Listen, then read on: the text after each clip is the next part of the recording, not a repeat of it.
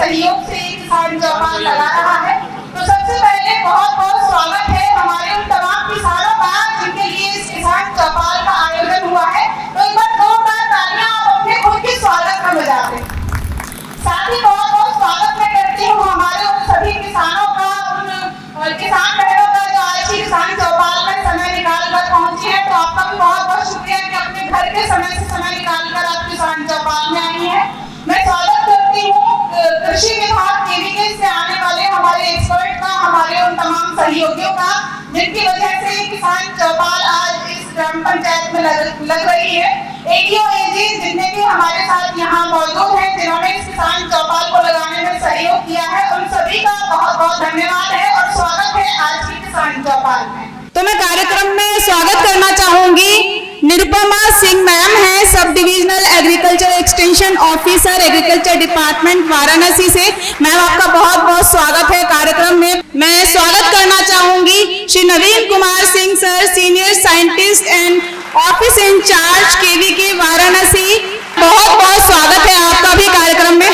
मैं मंच पर आमंत्रित करना चाहूंगी, स्वागत करना चाहूंगी डॉक्टर अमितेश कुमार सिंह सर हैं, expert agronomy KVK Varanasi. Sir स्वागत है आपका कार्यक्रम में। मैं स्वागत करना चाहूंगी डॉक्टर मनीष पांडे सर हैं, expert horticulture department KVK Varanasi. Sir स्वागत है आपका कार्यक्रम में। Mister Vishal Upadhyay, territory manager CNH New Holland tractor से। सर आपका भी स्वागत है कार्यक्रम में। Brajesh Saraswat sir, DGM UP east Dhanuka agritech limited से। सर आपका भी स्वागत है कार्यक्रम में। मैं स्वागत करना चाहूंगी Sanchit Kumar Agarwal sir, sales manager RL Kovil private limited Varanasi से। सर आपका भी स्वागत है कार्यक्रम में। और मैं स्वागत करना चाहूंगी अरविंद कुमार सिंह सर है, पूरे बरियार से प्रधान है, आपका भी स्वागत है कार्यक्रम में।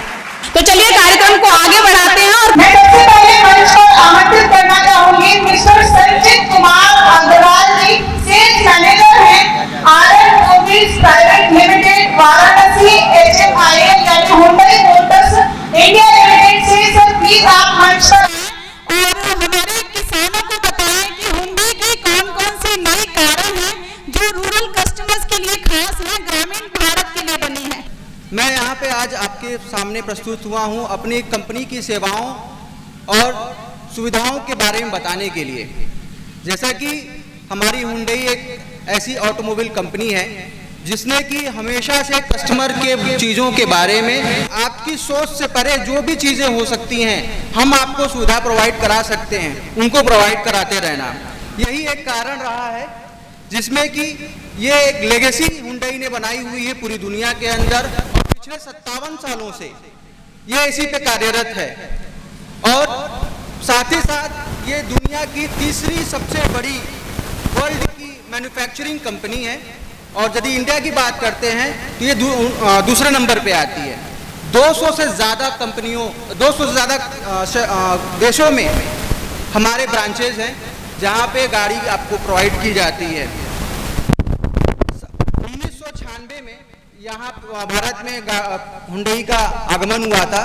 टोटल 28 साल हो चुके हैं हुंडई को भारत में आए हुए, और तब से आप सभी की सपनों को, ज़रूरतों को ये पूरा करती चली आ रही है। और बात करते हैं गांव क्षेत्रों की, वहाँ पे 645 प्लस जगह ऐसे हैं जहाँ पे हुंडई आप तक पहुँच पाई है और आप तक पहुँचने का प्रयास कर रही है। यदि अपने प्रोडक्ट फोलियो की बात करें, हमारे पास प्रोडक्ट फोलियो में 4 सेगमेंट्स आते हैं, जिसमें कि पहला होता है आपका हैचबैक, दूसरा होता है सेडान, तीसरा होता है आपका SUV, और चौथा जो इस समय आज तक के सबसे ज़्यादा कह सकते हैं कि डिमांड है वो है इलेक्ट्रिक व्हीकल्स। पहला जो हमारा प्रोडक्ट आता है वो आता है हैचबैक। हैचबैक में हमारे पास 2 सेगमेंट की गाड़ियाँ होती हैं, जिसमें कि एक पहली आती है ग्रैंड नियोस जो कि आपके पास लाई गई है। इसमें भी 2 वेरिएंट मिलते हैं, पेट्रोल और CNG वेरिएंट। CNG में भी इसमें आज ने कंपनी ने कुछ नए चीज़ें लाई हैं, जिससे कि आपको डुअल सिलेंडर इसके अंदर CNG मिलता है, जैसे कि बूट स्पेस की जो आपको कमियां पड़ती थी गाड़ियों सामान ले जाने में, ले आने में, वो कंप्लीट कर दी गई है। दूसरा हमारा जो हैचबैक है वो है प्रीमियम में i20। इसी सेगमेंट में चलते हैं सेडान में। सेडान में हमारे पास दो गाड़ियां आती हैं, जिसका पहला है ऑरा। ऑरा में भी दो आपको वेरिएंट मिलते हैं, सीएनजी और पेट्रोल में। वो भी आपके पास लाई गई है कि आप उसको देखें, क्योंकि आज का जो युग है वो सीएनजी युग हो गया है और हर कोई सीएनजी गाड़ी लेना चाहता है, क्योंकि उसका एवरेज, परफॉर्मेंस सब कुछ अच्छा है। साथ ही साथ ये आपके कमाई का साधन भी कभी कभी बन जाता है। और दूसरी जो हमारी एक लग्जरी सेगमेंट की गाड़ी है वो है वर्ना, जो कि एक प्रीमियम फीचर्स के साथ आती है, कंफर्ट के साथ आती है, दूर दराज के जगह के लिए काम आती है। एसयूवी सेगमेंट की बात करें, बेसिकली सबसे ज़्यादा डिमांड एसयूवी का गाँव में ही होता है, क्योंकि high ground clearance, headroom, sunroof, ये सारी चीज़ें आपको एसयूवी सेगमेंट में मिलती हैं। इसमें हमारे पास कम से कम 5 गाड़ियां आती हैं। पहली एक आती है जो छोटी सेगमेंट में आती है, उसको हम कहते हैं एक्स्टर। इसमें भी आपको 2 पेट्रोल ऑप्शन मिलता है, एक पेट्रोल और सीएनजी का। इन गाड़ियों में भी कंपनी ने अभी नई चीज़ें लाई हैं, डुअल सिलेंडर सीएनजी का ऑप्शन, जिसको हम HY सीएनजी कहते हैं, मतलब हुंडई सीएनजी प्रोटेक्शंस कहते हैं, वो आपको इसके अंदर मिलती है। दूसरा हमारा जो गाड़ी है वो है वेन्यू। वेन्यू भी आपको काफ़ी अच्छी एक प्रीमियम एसयूवी सेगमेंट में आती है, जिसमें अच्छा खासा ग्राउंड क्लियरेंस, फीचर्स, स्पेस, हर एक चीज़ें मिलती हैं। तीसरी हमारी गाड़ी है मोस्ट डिमांडेबल क्रेटा, जो आज सबको पता ही होगा। क्रेटा सबको आज के डेट में जुबान पे रटा हुआ है। हुंडई की कोई गाड़ी है तो क्रेटा, वेन्यू और एक्स्टर ही इस समय चल रही है। क्रेटा हमारी आती है। चौथा हमारा होता है 7 सीटर कार में अल्कजार। तो ये हमारी एसयूवी सेगमेंट्स की गाड़ी होगी। पांचवा जो सबसे ज़्यादा इंटरेस्टिंग वेरिएंट हमारा है वो है इलेक्ट्रिक व्हीकल। इलेक्ट्रिक व्हीकल आज के डेट में हर कोई देखना चाहता है, चाहे वो बाइक के रूप में हो, चाहे वो ई रिक्शा के रूप में हो, चाहे वो 4 व्हीलर के रूप में हो। तो 4 व्हीलर में हमारे पास 2 वेरिएंट इसके आते हैं, एक होती है आयोनिक 5, दूसरी होती है आपकी कोना। ये हमारी 2 इलेक्ट्रिक वेरिएंट आती है। इसमें जो इंजन्स के ऑप्शंस आते हैं, इसमें 2 इंजन ऑप्शन आता है, 1 लीटर इंजन टर्बो आता है और 1.2 कप्पा इंजन आता है। 1 लीटर टर्बो इंजन का बेसिकली फ़ायदा ये हो गया, आप बिजली टर्बो तो आप अच्छे से जानते ही हैं। टर्बो में आपको एवरेज ज़्यादा अच्छा मिलता है और पावर भरपूर मिलती है कम सीसी के इंजन के अंदर। और सेम इंजन आता है 1.2 में। और इसी में हम डीजल में आते हैं, तो डीजल में हमारे पास जो इंजन आता है वो 1.5 लीटर का इंजन आता है, मतलब 1497 सीसी का इंजन आपको डीजल गाड़ी के अंदर प्रोवाइड किया जाता है। और यदि ट्रांसमिशन की बात करें, ट्रांसमिशन में हमारे पास 4-5 ट्रांसमिशन आते हैं, जैसे कि एक मैनुअल ट्रांसमिशन हो गया, एक AMT ट्रांसमिशन हो गया, दूसरा आपका IVT ट्रांसमिशन हो गया, जिसको कि इंटेलिजेंट वेरिएबल ट्रांसमिशन कहते हैं, और चौथा जो मोस्ट डिमांडेबल ट्रांसमिशन इस समय चलता है वो डुअल क्लच ट्रांसमिशन चलता है। DCT, जिसको हम डुअल क्लच ट्रांसमिशन कहते हैं, आज तक का सबसे आधुनिक ट्रांसमिशन या कहें गियर प्रणाली है, जो कि आपके साथ उसका फ़ायदा क्या होता है? फ़ायदा ये है क्विक एक्सेलरेशन, पावर आपको जो मिलेगी गाड़ी के अंदर वो इंस्टेंट पावर मिलती है। गियर जो होता है वो गियर आपको लगाना नहीं होता है, गाड़ी ऑटोमेटिक गियर लगाती है आपके स्पीड के अकॉर्डिंग। दूसरा होता है एडवांस टेक्नोलॉजी है, ये सेम इसके साथ आएगा। कन्वीनियंस में पैडल शिफ्टर आपको मिलते हैं, यदि आपको मन करता है कि गाड़ी में अपने हाथ से गियर लगाऊं, इसमें पैडल शिफ्टर्स आपको मिलेंगे। पैडल शिफ्टर्स कहा जाता है एक तरीके से हाथ पे आपको बटन्स दे दिए जाते हैं, जिससे कि आप गाड़ी का गियर बढ़ा और घटा सकते हैं और इजी टू ड्राइव होती है। फ्यूल इफिशिएंसी ऑटोमेटिक गाड़ियों में सबसे ज़्यादा होता है एज कम्पेयर टू, यदि बात करें मैनुअल से और ऑटोमेटिक में, क्योंकि ये गाड़ी अपने हिसाब से फ्यूल को लेती है। कुछ गाड़ियों के हमारे 5 ऐसे अच्छे चीज़ यूनिक पॉइंट्स होते हैं जो मैं आपको बताना चाहूँगा, जैसे कि हमारी ग्रैंड आई-10 नियोस है। ग्रैंड आई-10 नियोस के 5 जो मेन पिलर्स हैं जो कि फोकस होते हैं हमारे पे, जैसा कि एक बोल्ड डिज़ाइन जो होती है, बोल्ड एंड स्टाइलिश डिज़ाइन। चौथा हो गया सेफ्टी फीचर्स के रिगार्डिंग, मतलब आपकी सुरक्षा को लेके भी कंपनी इसमें कोई वो नहीं करती कि आपको सुरक्षित ना रखा जाए। इसमें इसके लिए आपको 6 एयरबैग्स दिए जाते हैं, जो कि ड्राइवर साइड, पैसेंजर और रियर कर्टन एयरबैग्स आपको मिलते हैं। तीसरा आपको इसमें मिलता है ECS एंड VM, मतलब कि इलेक्ट्रॉनिक आपको ब्रेक सिस्टम मिलता है। यदि आप सडनली कभी भी पैनिक ब्रेक करते हैं, गाड़ी का डिसबैलेंस ना हो, उस पर भी कंपनी ध्यान इस पर को देती है। साथ में 8 इंच का इसमें इंफोटेनमेंट सिस्टम, जो टच स्क्रीन सिस्टम आपको मिलता है वो 8 इंच का मिलता है। और वायरलेस चार्जर। आज के फ़ोन भी आज के डेट में अपडेट होते चले जा रहे हैं इंसानों के साथ साथ। तो वायरलेस चार्जर है कि बिना तार लगाए आप अपने फ़ोन को गाड़ी पर रखते हैं और आपकी फ़ोन चार्ज होना स्टार्ट हो जाती है। इसी क्रम में हमारे साथ एक्स्टर है। एक्स्टर में भी यूनिक पॉइंट्स हैं, जैसे सिग्नेचर LED DRLs हैं, 6 एयर बैग्स हैं, वॉइस एनेबल स्मार्ट इलेक्ट्रॉनिक, मतलब कम आपने बोलना है कि सनरूफ ओपन हो जाए तो सनरूफ खाली आपको बोलते ही ओपन हो जाता है। दूसरा होता है लॉन्ग व्हील बेस प्लग, जिससे कि आपको अच्छा खासा ग्राउंड क्लियरेंस, अंदर बैठने पे आपके जो पैरों में जगह मिलती है वो अच्छा लेग रूम मिलता है, उसको लेग रूम हम बेसिकली कहते हैं।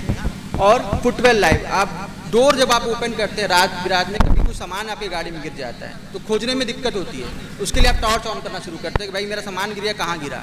लेकिन इसमें ये चीज़ नहीं है, जैसे आप डोर हल्का सा ओपन करेंगे पैर के पास एक ऑटोमेटिक लाइट्स ऑन हो जाएगी, जिससे कि आप आराम से जो चीज़ गिरी हुई चीज़ है उसको आप खोज सकते हैं या सफाई करना चाहें सफाई कर सकते हैं। इसी क्रम में दूसरी गाड़ी हमारी जो आती है वो आती ऑरा, जो आपके सामने लाई गई है। इसमें आपको प्रोजेक्टर हेडलैम्प मिलता है, 6 एयर बैग है, क्रूज़ कंट्रोल है। क्रूज़ कंट्रोल एक ऐसी प्रणाली है जो कि आपको लॉन्ग दूरी डिस्टेंस पे आपको ये फ़ायदा प्रोवाइड करती है। जैसे कि आप बहुत लंबे सफर पर जा रहे हैं, कितने देर तक एक्सीलरेटर पेडल को प्रेस करेंगे, बहुत देर तक नहीं प्रेस करेंगे। आप भी चाहेंगे कि गाड़ी अपनी मैंने सेट कर दी, गाड़ी उसी रफ्तार में चलती रहे बराबर। उसी लिए यहाँ पे क्रूज़ कंट्रोल जैसी प्रणाली का यूज़ किया गया है। और इस प्रणाली को यूज़ करने से आप जिस स्पीड पे अपनी गाड़ी को सेट कर देते हैं, आपने गाड़ी की स्पीड सेट कर दी 60 किलोमीटर प्रति घंटे की रफ्तार पे, ये गाड़ी उसी रफ्तार पे बिना आपके एक्सीलरेटर दबाए गाड़ी चलती रहेगी। इसको हम क्रूज़ कंट्रोल कहते हैं। ये आपको एक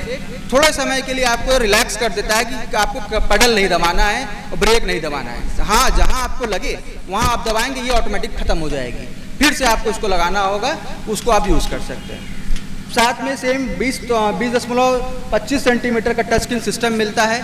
इसमें आपको आपके वीडियोस हो गए, कॉल हो गए, फ़ोन यदि आता है तो फ़ोन नंबर आपको दिखेगा, आपको किसको फ़ोन करना है वो आपको दिखेगा, यदि कोई आपको मैसेज कर रहा है वो भी आपको दिखेगा। साथ ही साथ इसमें बैक कैमरा भी आपको मिलता है। जैसे आप रिवर्स डालते हैं इस स्क्रीन पे आपको कैमरा ऑन हो जाता है, जिससे कि गाड़ी आपको बैक करने में कभी दिक्कत नहीं होगी।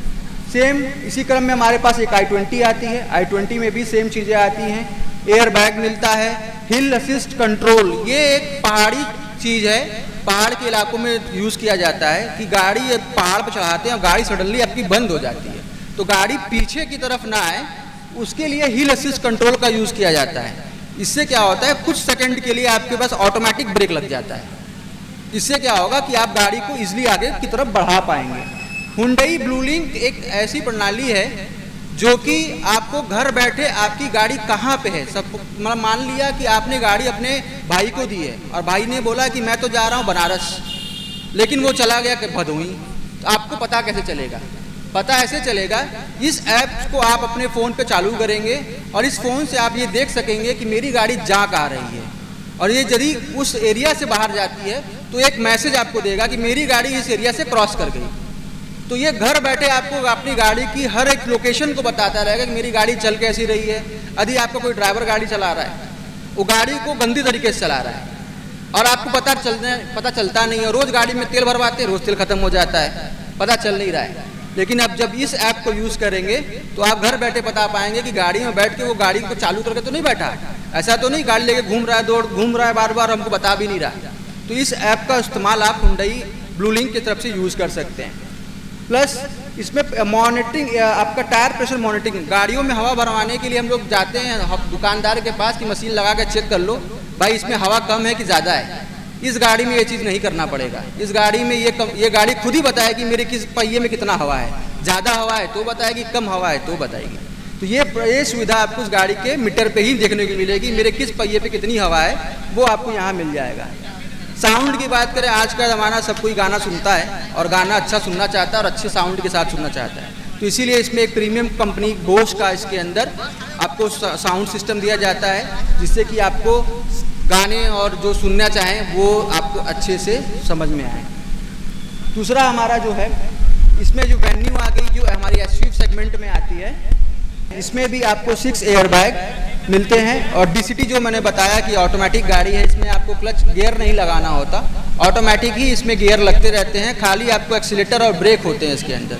2 ही पेडल दिए जाते हैं जिससे एक्सीलेटर के थ्रू आप अपनी स्पीड को नियंत्रित कर सकते हैं और ब्रेक लगा गाड़ी को रोक सकते हैं। पेडल शिफ्टर की जो मैंने बात कही थी, पेडल शिफ्टर होता क्या है? पेडल शिफ्टर आपके सामने है, एक पट्टी टाइप की होती है। माइनस करने से आपका गियर घटता है, प्लस करने से गियर आपका बढ़ जाता है। IMT ट्रांसमिशन में एक ये नया ट्रांसमिशन आया है जो कि अब तक किसी कंपनी ने नहीं दिया। इस हुंडई कंपनी में आपको IMT मिलता है। इसको कहते हैं intelligent manual transmission. Intelligent manual transmission का फ़ायदा ये है कि ये गियर तो लगेगा लेकिन इसमें क्लच नहीं होगा। गियर आप जैसे लगाते आए हैं, जैसे आप क्लच लगाते आए हैं तो क्लच नहीं लगाना है, सिर्फ और सिर्फ गियर लगाना है। 1 2 3 4 5 6 गियर लगा दिया, क्लच दबाने की बिल्कुल भी ज़रूरत नहीं है।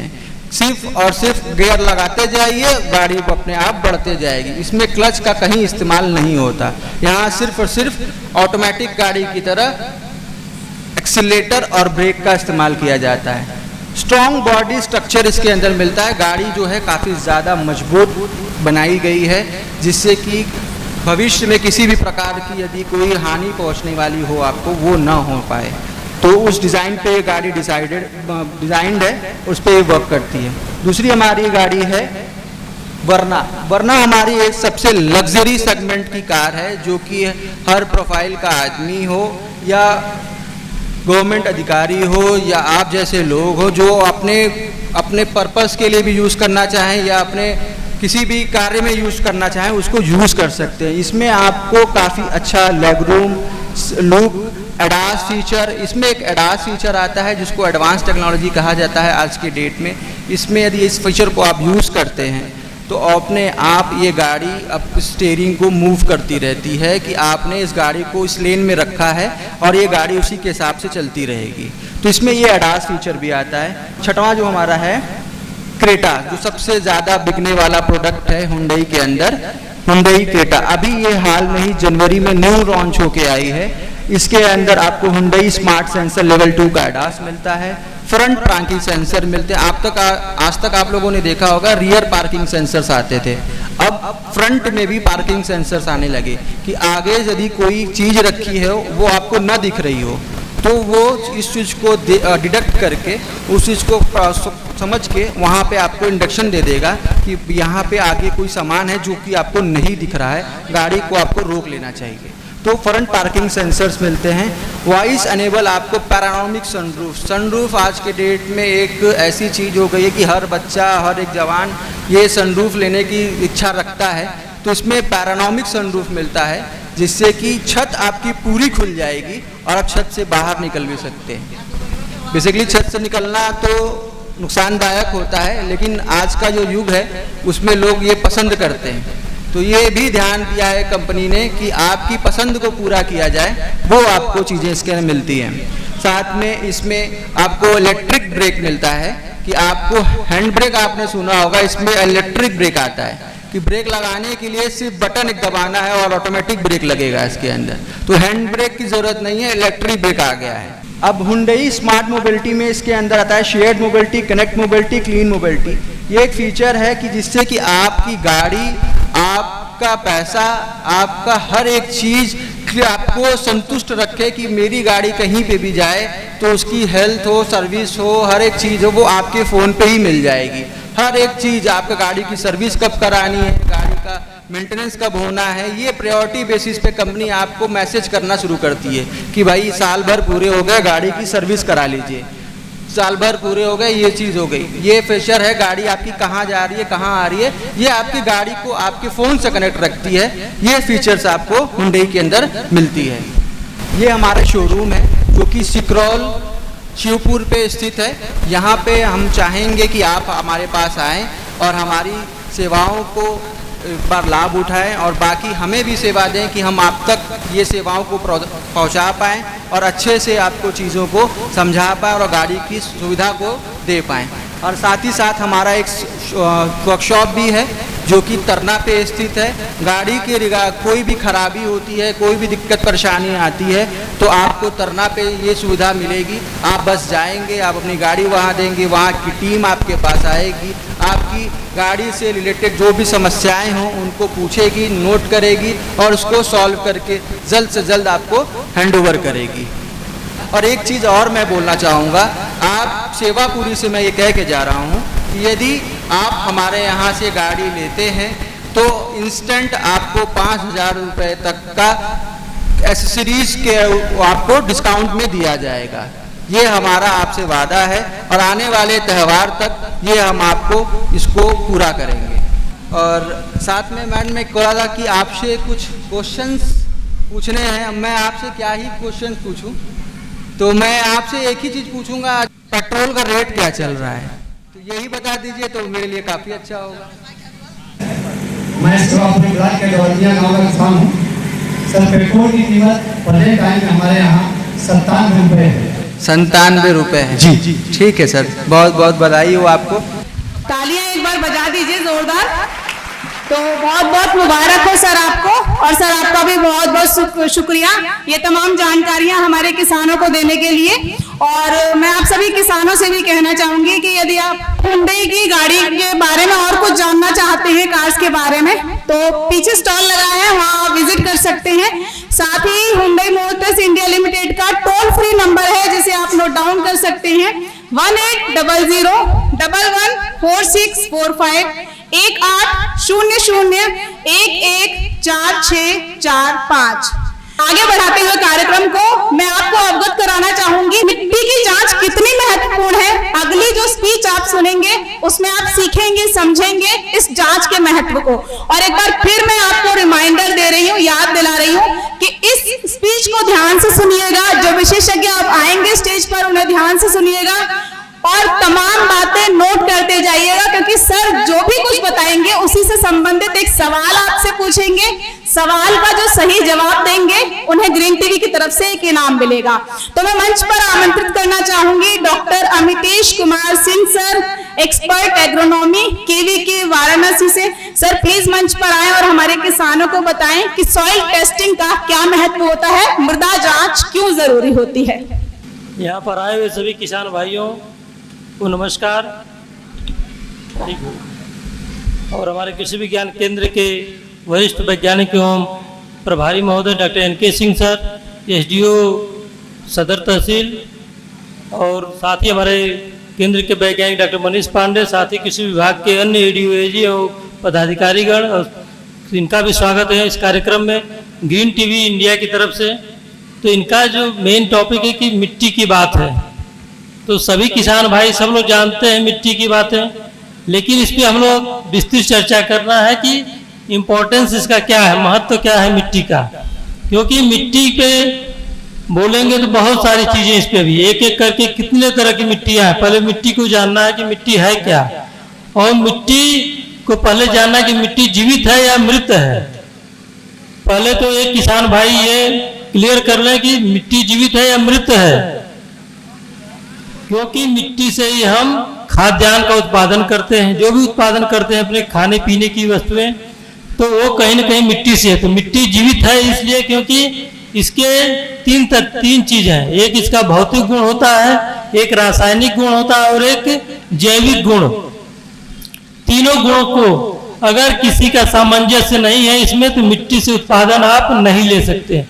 भौतिक गुण से मतलब आपका है कि मिट्टी में उसका कार्बन, ऑर्गेनिक जो कार्बन है उसकी मात्रा, मेन उसके कार्बन क्या है कि क्योंकि कार्बन है उसके साथ साथ मिट्टी में जल रखने की क्षमता, वाटर होल्डिंग कैपेसिटी क्या है मिट्टी का, ये जब तक नहीं होगा तो आप उसको नहीं कर पाए कि आपका मिट्टी एसिडिक है कि एल्कलाइन है या सैलाइन है। तो उसके आधार पर मिट्टी का क्लासिफिकेशन है। आपको कहीं काली मिट्टी मिलेगी, कहीं लाल मिट्टी मिलती है। तो जहाँ जहाँ पर जाएंगे पूरे देश में जो हमारा एग्रोक्लाइमेटिक जोन है 15 भागों में बांटा गया है, वो मिट्टी और उसके टोपोग्राफी के आधार पर ही है। तो हर जगह की विशेषता अलग अलग है, आप जिस प्रदेश में जाएंगे वहाँ पे। उसके बाद आता है कि मिट्टी में उत्पादन हम कैसे लेते हैं, कि पहला हमको जानना है कि जो हम पौधा ले लेंगे, पौधा या प्लांट जो भी लगाते हैं, तो उसको उत्पादन के लिए कौन कौन से पोषक तत्व हैं। तो जो पोषक तत्व हैं उसकी आवश्यकता होती है 17 पोषक तत्व हैं जो मिट्टी से हमको पौधा ले करके उसका उत्पादन हम लोग करते हैं। तो जो पोषक तत्व हैं 17, उसमें जो 3 है जो हमें प्राकृतिक रूप से मिलते हैं वो है कार्बन, हाइड्रोजन और ऑक्सीजन। इसको हमको बाहर से नहीं देना पड़ता है, इसको हम लोग कहाँ दे रहे हैं? प्राकृतिक रूप में, जो हमें नेचुरल से ही मिलता है, बाहर से हमको नहीं देना है। उसके बाद जो मुख्य पोषक तत्व आता है उसकी बात करते हैं हम, नाइट्रोजन, फास्फोरस और पोटेशियम।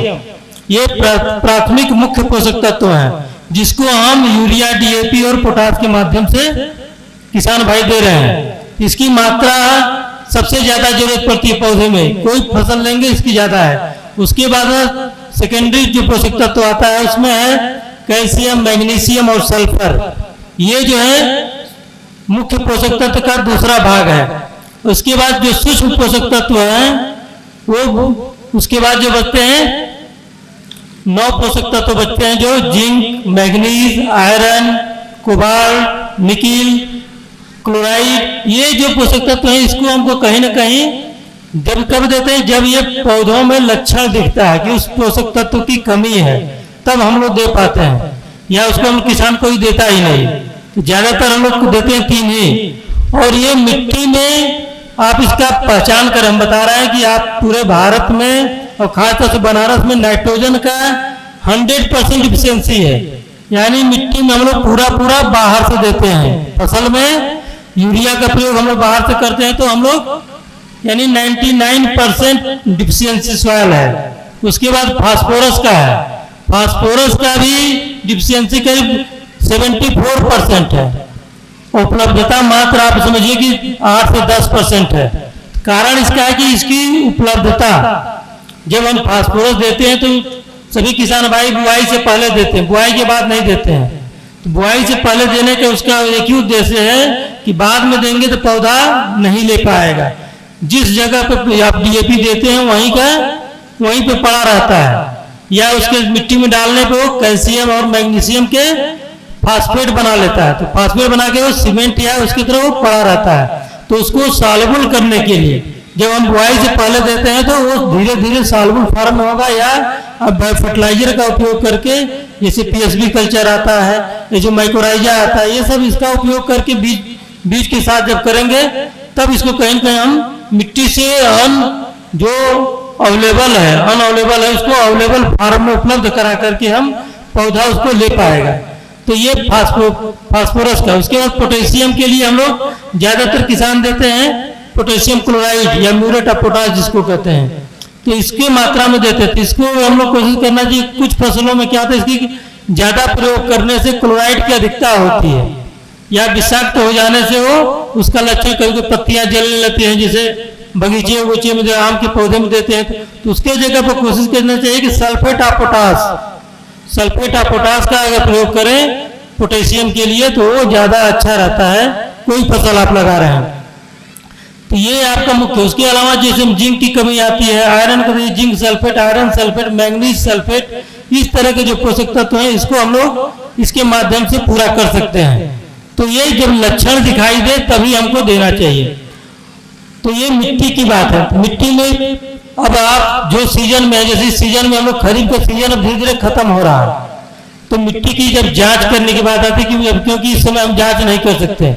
अब जांच साल भर में 2 ही बार कर सकते हैं। किसान जिसको मिट्टी की जांच कराना है साल में 2 बार, खरीफ फसल यानी कटाई से पहले, फसल कटने के बाद, ठीक, अगर धान का तो धान के बाद, और गेहूं का तो गेहूं के कटने के बाद।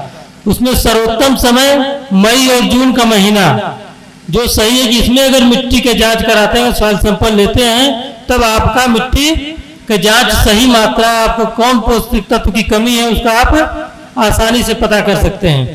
तो जब जून महीने में आप गेहूं की फसल कराए, क्योंकि उस समय पूरा फसल जितना उसको पोषक तत्व चाहिए वो फसल ले चुका रहता है। उसके बाद खेत पूरा आपका जो पोषक तत्व, जो फर्टिलिटी सॉइल का, वो कम हो जाता है। तो उस समय जब जांच कराएंगे तब आपको पता चलेगा। लेने का तरीका है 1 एकड़ में कम से कम 4 से 5 जगह अगर आपको मिट्टी लेना है। पहले क्या था, पहले अगर सिंचित क्षेत्र है तो 2.5 हेक्टेयर, और असिंचित क्षेत्र है तो 10 हेक्टेयर जमीन पे एक सैंपल होता था, लेकिन अब क्या है कि हर किसान जो भी चाहे अपनी मिट्टी का जांच करा सकता है। उसमें ऐसा कोई नहीं है कि आपको 1 एकड़ चाहे 10 बीघे का है तो कराएं, सभी लोग करा सकते हैं। तो उसके लिए आपको अपने खेत में 5 जगह से सैंपल लेना है। 1 एकड़ अगर खेत है तो 5 जगह। तो आपको जिग जैग में एक जगह नहीं, कहीं एक कोशिश करिए कि कॉर्नर या रोड के किनारे, नाली के किनारे, उस जगह का जहाँ गोबर का खाद पड़ा है वहाँ से सैंपल हमको नहीं लेना है, मिट्टी का नहीं लेना है। वैसे जगह लेना है जहाँ पे खाली हो, उसमें घास फूस कम हो, कंकड़ ना हो। इस तरह की जब सावधानियां बरतेंगे तब आपको जो सॉइल सैंपल कलेक्ट करेंगे उसका करने का तरीका है कि जब मिट्टी के करेंगे तो ऊपर से मिट्टी हटा करके फिर उसको भी आकार में, जब उसको मिट्टी काट के उसको मिट्टी निकाल के बाहर कर देंगे। जब भी आकार करते हैं तो उसको मिट्टी निकल जाएगी। उसके बाद खुरपी से दोनों किनारों से खुरच करके जब मिट्टी की इकट्ठा करते हैं तो कम से कम 500 ग्राम मिट्टी एक गड्ढे से लेंगे। तब वो इकट्ठा करके जब 4-5 सैंपल को इकट्ठा करके आप एक जगह मिला करके रखिए, और वहीं कहीं साफ जगह पे या पॉलिथीन पे मिक्स करके आप उसको 4 भाग में बांटना है और आमने सामने का मिट्टी को हटा देंगे और जो साइड की मिट्टी उसको फिर इकट्ठा करके फिर उसको मिक्स करेंगे मिट्टी को, सैंपल को, फिर उसको 4 भाग बांटेंगे। इस तरह बार बार करते हैं जब तक करेंगे जब मिट्टी का सैंपल आपका 500 ग्राम रह जाए। उसको आप पॉलिथीन में पैक करके उसमें आप अपना खेत का नंबर जो है उस पर आप पूरा डिटेल अपना पर जो भी पता है, जो किसान का नाम, उसके बाद उसका खसरा नंबर, खतौनी जो भी है, उसके साथ आप किस गांव का है, मोबाइल नंबर, जो भी डिटेल आपके पास है वो उस पर एक पर्ची लगा करके सैंपल के साथ आप कृषि विभाग या कृषि विज्ञान केंद्र में या कहीं जहाँ पे उसका प्राइवेट अगर जांच हो रहा है तो वहाँ पे उसका मिट्टी का जांच करा करके आपको एक सॉइल हेल्थ कार्ड मिलता है। सॉइल हेल्थ कार्ड, अब इस पर हम लोग बात करें। सॉइल हेल्थ कार्ड जो मिलेगा तो उसमें 12 तरह के जांच उसमें मिलते हैं, तो जिससे आप पता पाएंगे कि कौन कौन किस तत्व की कमी है, किसकी अधिकता है। उसके आधार पर आपको रिकमेंडेशन, और साथ में आपको ये भी बताना पड़ेगा सैंपल देते समय कि हम कौन सी फसल लगाए थे और अगली सीजन में अगली बार हम कौन सी फसल लगाने जा रहे हैं। तभी आपको सही जांच मिलेगा और अगली फसल के सही मात्रा में कितना खाद या उर्वरक आपको देना है उस चीज का पता चल पाएगा। तब उसके आधार पर जो हेल्थ कार्ड पर लिखा जाएगा, धान लगाए थे तो गेहूं लगाना है तो गेहूं के लिए कितना नाइट्रोजन, जिस पोषक तत्व की कमी है, अगर नाइट्रोजन की कमी है तो उसमें कितना मात्रा है, यानी करीब 25%। अगर कमी है तो 25% बढ़ा के दिया जाता है रिकमेंडेशन। अगर कम है पोषक तत्व, मध्यम या लो है तो 25% उसमें कम कर दिया जाता है अधिकता की स्थिति में। तो उसके आधार पर होता है। और ये जो मृदा स्वास्थ्य कार्ड के जो जांच है ये 2015 से चल रहा है और ये भारत सरकार की एक महत्वाकांक्षी योजना है जिसके अंतर्गत करीब 14 करोड़ सॉइल हेल्थ कार्ड का वितरण करना है, जिसमें अभी हमको लग रहा है कि अभी 50% के आसपास नहीं, हर साल उसका करीब इस साल का वित्तीय वर्ष 24-25 में 75 लाख सॉइल हेल्थ कार्ड करना है, लेकिन अभी 52 लाख ही मृदा जो जांच है सैंपल अभी कलेक्ट हुआ। करीब 20 लाख के आसपास मृदा स्वास्थ्य कार्ड का जनरेट हुआ है, जो कार्ड बनता है 20 लाख के आसपास अभी भारत सरकार के द्वारा पूरे भारत में। ये हर स्टेट का अलग अलग है, लेकिन अपने बनारस में खास तौर से आपको मिलेगा। आप उस वेबसाइट में भी जाकर के पता कर सकते हैं कि आपका ब्लॉक वाइज या आपके गांव वाइज कितना सैंपल गया है, कितना जांच हो रहा है, आपको पूरी जानकारी है। किस तत्व की कमी है आपके पूरे ब्लॉक में, जो मेजर पोषक तत्व, माइनर है, ये सबके बारे में आपका पूरे ब्लॉक वाइज इसमें आपका ग्राफ वाइज बना हुआ है, तो जिससे आप पता पाएंगे कि आपका किस तत्व की कमी है।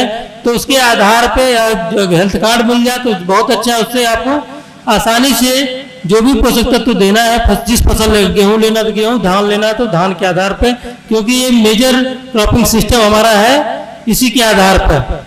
क्योंकि धान और गेहूं करीब पूरे इधर अमपुरा ईस्टर्न यूपी का करीब 11 मिलियन हेक्टेयर एरिया जो है ये धान और गेहूं से सिंचित है। उसके अलावा उसके बाद हम सब्जी बेस करते हैं तो ये करीब 8 से 9 मिलियन हेक्टेयर एरिया सब्जी आधारित है। तो सब्जी आधारित भी करते हैं। तो सब्जी के आधार पर आप जांच जैसे करना है कि कौन सी फसल ले रहे हैं, तो उसके आधार पर जांच कर। तो ये मेन उद्देश्य है कि आपको जांच करके आपको कार्ड उपलब्ध करा करके आपको खेती को आसान किया जाए, आपकी लागत को कम करके आपको प्रॉफिट अधिक से अधिक हो, जिससे कि आपको शुरुआती लागत आती है जो खाद और उर्वरक में, उसको आपको कम करने का मेन उद्देश्य है।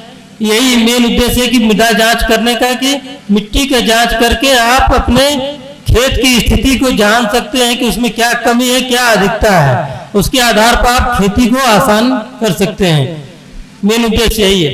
बहुत बहुत धन्यवाद आप लोगों को सुनने के लिए। तो सवाल जब पूछना, तो इसमें एक सवाल हम पूछना है कि मृदा स्वास्थ्य कार्ड की योजना कब भारत सरकार ने शुरू की थी? मेरा नाम सुमन देवी है, ग्राम सभा मड़ैया, सेवापुरी ब्लॉक, सन 2015 में शुरू हुई। बहुत बहुत धन्यवाद, आपका सही जवाब है।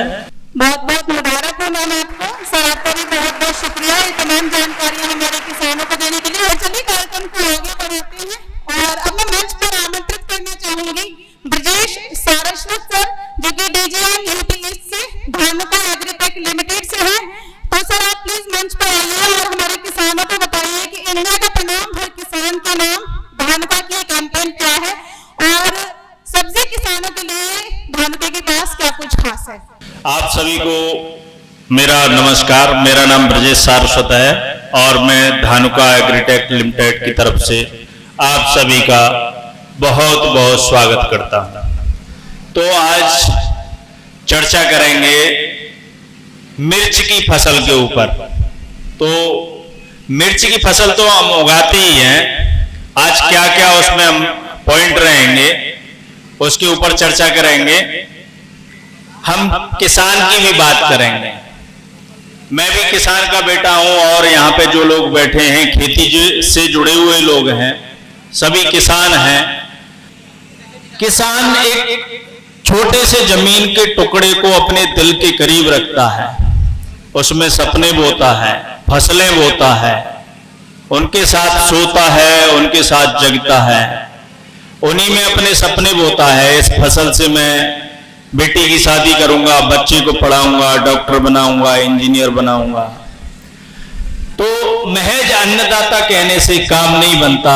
हे किसान, तुझे पूरे देश का प्रणाम तो बनता है। आप सभी को धानुका की तरफ से पूरे इंडिया का प्रणाम, आप सभी किसानों के नाम। मेरा मुन्ना, पता है जब 9 महीने का था सिर्फ अपनी माई और बाबा को जानता था।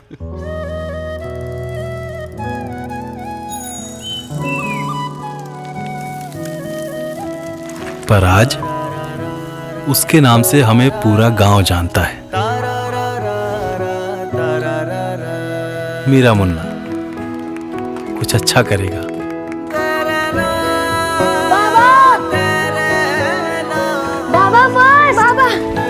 पर जानता हूं वो जो भी बनेगा वो सपना सिर्फ उसका ही होगा, और मेरा सपना मेरा मुन्ना। मेरा एक ड्रीम है कि मैं सबके ड्रीम को पूरा कर सकूं, वो बन सकूं जो अपने से पहले सबके लिए सोचता है, जो अपने हार्डवर्क से हर दिन हमारा पेट भरता है, मिट्टी की रक्षा से लेकर पूरे विश्व को खाने की सुरक्षा देता है। वो देश का अभिमान है, देश की शान है, और मैं वही शान बनना चाहता हूँ। हाँ, मैं किसान बनना चाहता हूँ।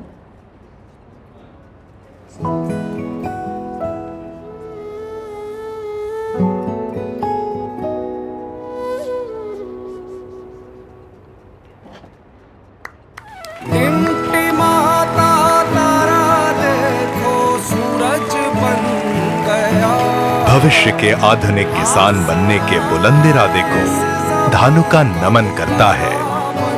इंडिया का प्रणाम हर किसान के नाम। ये हमारा किसान के लिए, उस अन्नदाता के लिए सम्मान है। तो अभी हम जो है मिट्टी के ऊपर बात करेंगे, अपनी धरती माँ की बात करेंगे। आप सभी जानते हैं जो 40 साल पहले 25 साल पहले जो मिट्टी के अंदर जो खेत के अंदर जो ताकत थी शायद आज नहीं है। उसका कारण है गोबर की खाद ना होना, उसका कारण है हरी खाद ना होना, उसका कारण है क्रॉप रोटेशन नहीं अपनाना। तो मिट्टी के अंदर ताकत नहीं होगी तो हमारी फसल के अंदर भी ताकत नहीं होगी और हमारा उत्पादन भी कम होगा। जैसा कि आप जानते हैं कि आज का जो टाइम है वो टेक्नोलॉजी का टाइम है। इतनी गोबर की खाद हम अच्छे तरीके से बना नहीं पाते हैं, उसमें कूड़ा करकट डाल देते हैं, खरपतवारों के बीच चले जाते हैं और कच्ची गोबर खेत के अंदर चली गई तो वो जो है एक दीमक का जो प्रिय भोजन है और उस खेत से फिर दीमक खत्म नहीं होती। तो उसी को देखते हुए धानुका एग्रीटेक लिमिटेड एक प्रोडक्ट लेके आई है माइकोर सुपर। माइकोर सुपर में आप देख रहे होंगे ये इसके अंदर है माइको राजा, आपने सुना होगा माइको राजा। लेकिन माइको राजा मुख्य रूप से दो तरह के होते हैं। एक होते हैं एंडो माइको राजा जो कि लेटेस्ट टेक्नोलॉजी है, नई तकनीक है, और एक होता है एक्टो जो कि पुरानी तकनीक है। माइको राजा, माइको मीन्स जड़ और राजा मीन्स फंगस, फफूंद। कौन सी फफूंद? जो फायदा पहुंचाने वाली होती है। क्या काम करेगा माइको राजा? जड़ों का 10 गुना तक विकास करेगा। जड़ों का 10 गुना तक विकास जब हो जाएगा तो जो हमारा खाद है, जो हमारे मिट्टी के अंदर न्यूट्रिएंट हैं, भोजन है, वो पौधा ज्यादा ले पाएगा। आप सभी जानते हैं जड़ ज्यादा होंगी पौधे के अंदर तो भोजन भी पौधा ज्यादा लेगा। कितना माइको राजा है? 100%। और किसी भी मार्केट में आप देखोगे किसी अन्य का ये 100% नहीं आता है, ये केवल धानुका का 100% प्योर माइको राजा आता है जो कि जड़ों का विकास ज्यादा करता है। यहाँ एग्रीकल्चर डिपार्टमेंट से हमारे अधिकारी बैठे हुए हैं, वो जानते हैं कि जब माइको राजा कोई बायो प्रोडक्ट बनाया जाता है तो उसके कुछ मापक होते हैं। 1 ग्राम के अंदर 60 स्पोर लोड होने चाहिए।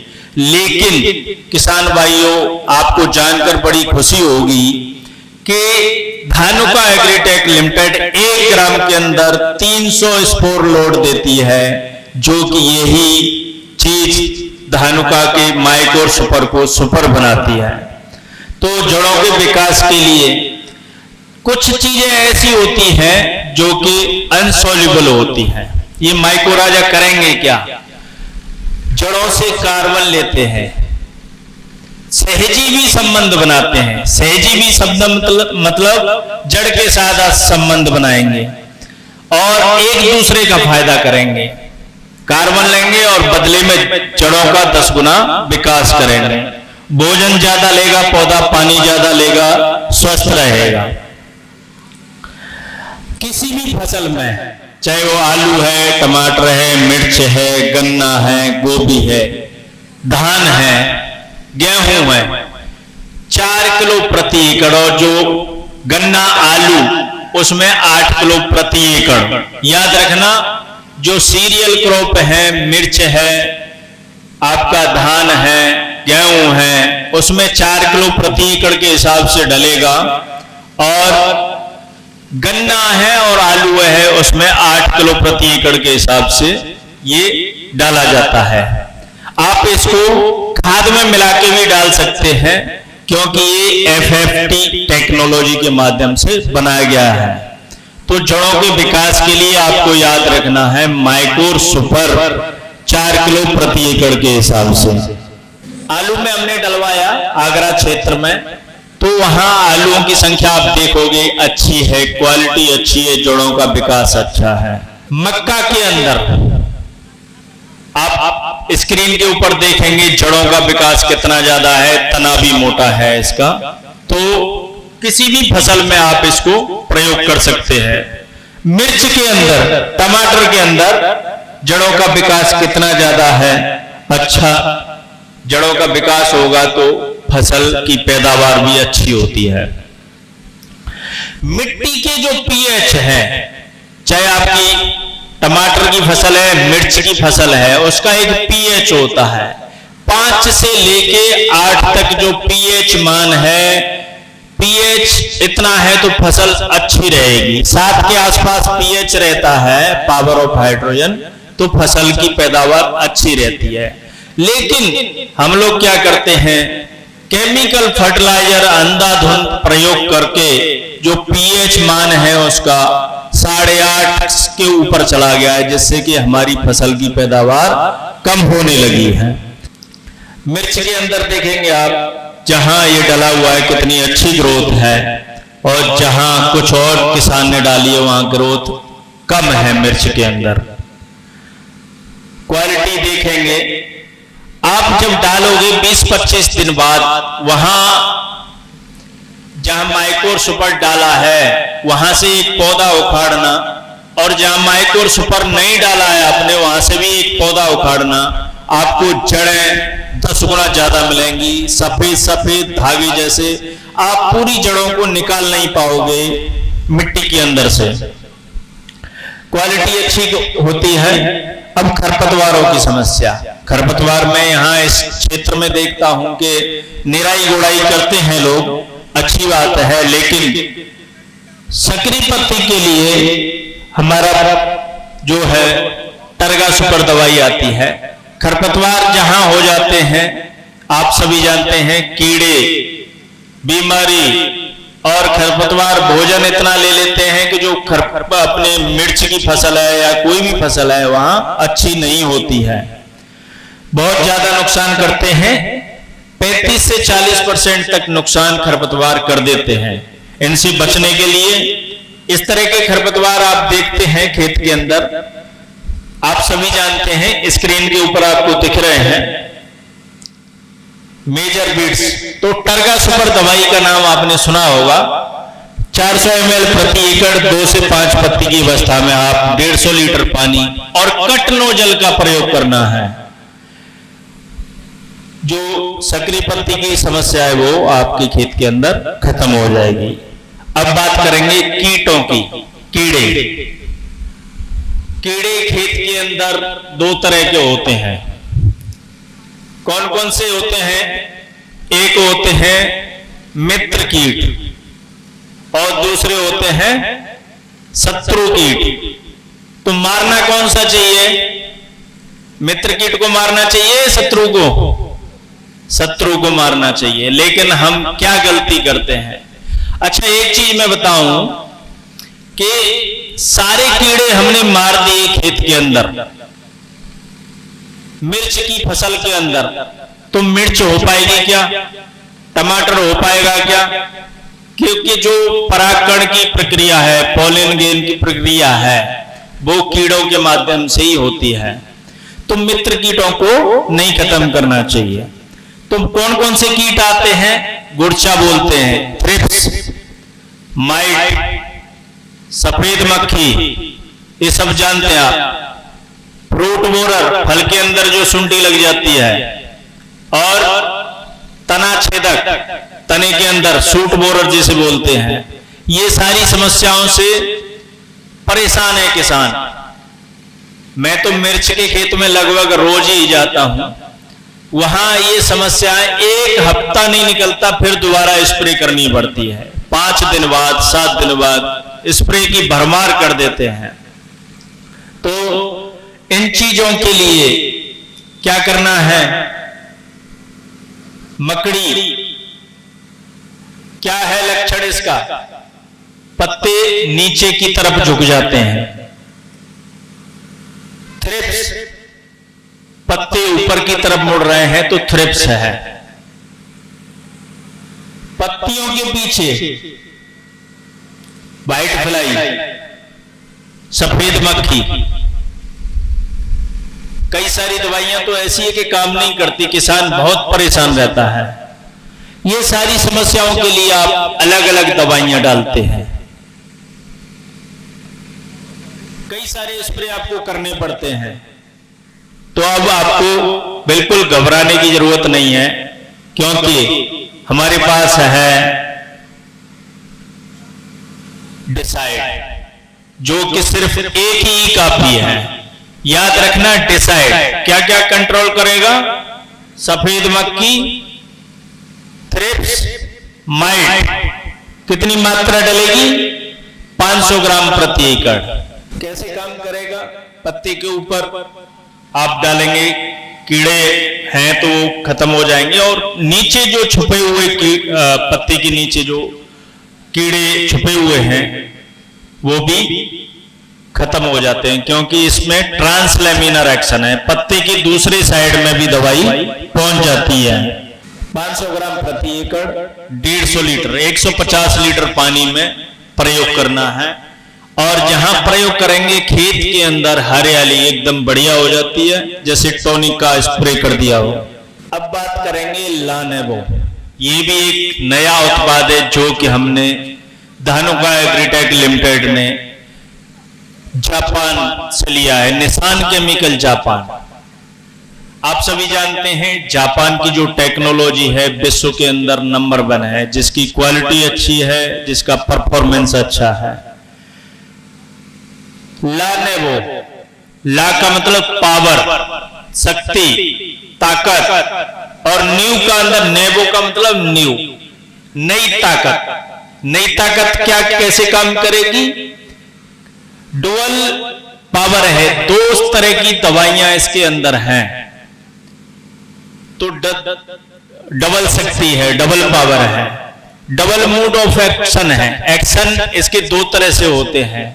डबल पावर कैसे है इसके अंदर? लानेबो के अंदर डबल पावर की बात करें तो ये ग्रुप 30 और ग्रुप 3 का मिश्रण है, और ये jassid, aphid, white fly, shoot borer, fruit borer, leaf miner और थ्रिप्स, इन सब के ऊपर काम करता है। मिर्च की फसल के अंदर, टमाटर की फसल के अंदर, और बैंगन के अंदर क्या है? जेसिड, बाइट फ्लाई, सफेद मक्खी और सूट बोरर, जो फल के अंदर सुंडी चली जाती है, तने के अंदर जो सुंडी चली जाती है उस पे काम करता है। टमाटर में लीफ माइनर, पत्ती सुरंग जो बन जाती है उसके ऊपर काम करता है। टमाटर के अंदर, फल के अंदर सुंडी जो चली जाती है उसके अंदर काम करता है। मिर्च में थ्रिप्स, व्हाइट फ्लाई और फ्रूट बोरर उसके ऊपर काम करता है। डबल मोड ऑफ एक्शन की बात करें तो ये ब्रेन के माध्यम से काम करता है, ब्रेन को डेड कर देता है, और जो है कीड़े को भूख नहीं लगती। दूसरा, कीड़ा खाता है तो मर जाता है। एंट्री कैसे है? Direct indirect contact. कीड़े के ऊपर दवाई पड़ी तो कीड़ा मर जाएगा, और जहां पत्ते के ऊपर दवाई है वहां कीड़ा निकल के जा रहा है तो भी मर जाएगा, और एग्निशन, पत्ते को खाएगा तो भी मरेगा। तो किसी भी हालत में कीड़ा लानेबो प्रयोग करने से बचेगा नहीं, तो कीड़े को मरना ही मरना है। लेकिन मित्र कीटों को कुछ नहीं कहता। कॉन्टैक्ट एक्शन, स्प्रे आप कर रहे हो, थोड़ी सी जगह रह गई तो ये वेपर एक्शन के माध्यम से सारे पौधे को कवर कर लेता है। ट्रांसलैमिनर एक्शन, पत्ते के नीचे भी कीड़े छुपे हुए हैं वो भी मर जाते हैं, क्योंकि दवाई वहां तक पत्ते के पीछे भी पहुंच जाती है। तो यही सब चीजें लानेबो को पावरफुल बनाती हैं। रेन फास्टनेस अच्छी है, 2 घंटे बाद बारिश भी हो जाए तो भी दवाई पूरा काम करती है। एक्सीलेंट कंट्रोल है, डुअल मोड ऑफ एंट्री है, डबल पावर है। यही सब चीज शार्प और पावरफुल लानेबो को बनाती हैं। तो मैं आगे चलता हूं। टमाटर के अंदर बात करी, चिली के अंदर हमने बात की, और ये आप रिजल्ट देख सकते हैं जहां लानेबो डला हुआ है, पत्ता एकदम साफ सुथरा चिकना अच्छा है, फसल हरी भरी है, फूल ज्यादा आते हैं। पहला स्प्रे 40 से 45 दिन पे, दूसरा स्प्रे 70 से 75 दिन पे। टमाटर के अंदर लीफ माइनर जहां होता है वहां अच्छा काम करता है, फ्रूट बोरर पे अच्छा काम करता है, फल के अंदर जहां सुंडी लगी हुई है वहां पर भी काम अच्छा करता है। जहां डला हुआ है आप देखो फूलों की संख्या कितनी है, फूल ज्यादा होंगे तो फल भी ज्यादा लगेंगे। तो बैंगन की बात करें, बैंगन के ऊपर क्वालिटी अच्छी करता है, फल के अंदर सुंडी लगी है उसे मार देता है, तने के अंदर सुंडी लगी हुई है उसको खत्म करता है और क्वालिटी अच्छी करता है। सबसे अच्छा प्रोडक्ट मार्केट में यह है। एक सवाल है, जड़ों के 10 गुना विकास के लिए एक प्रोडक्ट का नाम बताया था, उस प्रोडक्ट का नाम बताना है। मेरा नाम जंग बहादुर है, मैं सेवापुरी ब्लॉक के दौलतिया गांव का निवासी हूं और माइक्रो राजा दवा का नाम। प्रोडक्ट का नाम नहीं बताया बाबा, प्रोडक्ट का नाम क्या है? Micro super. हाँ, माइक्रो सुपर, जो रखे 2 कदम आगे। बहुत बढ़िया, शाबाश। बजा दीजिए एक बार दादाजी के लिए। और सर आपका भी बहुत बहुत शुक्रिया है तमाम जानकारियां हमारे किसानों को देने के लिए। और मैं अपने सभी किसानों को भी बताना चाहूंगी कि यदि आप धानुका के अन्य उत्पादों के बारे में कोई जानकारी लेना चाहते हैं तो धानुका एग्रीटेक का टोल फ्री नंबर है 1800-102-1022 1800-102-1022। और ज्यादा जानकारी के लिए पीछे स्टॉल है धानुका का, आप वहां पर भी संपर्क कर सकते हैं। और कार्यक्रम को आगे बढ़ाने से पहले मैं एक अतिथि हैं जो हमारे बीच पहुंचे हैं, मैं उनका स्वागत करना चाहूंगी। श्री मुकेश शर्मा जी हैं, RL 4 wheel private limited Varanasi HMIL से। बहुत बहुत स्वागत है सर आपका कार्यक्रम में। और चलिए कार्यक्रम को आगे बढ़ाते हैं और अब मैं मंच पर आमंत्रित करना चाहूंगी हमारे अगले मेहमान जो कि आपको जानकारी देंगे एक नई मशीन के बारे में।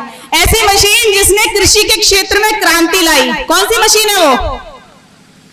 ट्रैक्टर। कहीं से आवाज तो आई थोड़ी थोड़ी मेरे कानों में, ट्रैक्टर है वो, सही बोले आप, जिसने कृषि के क्षेत्र में एक नई क्रांति लाई।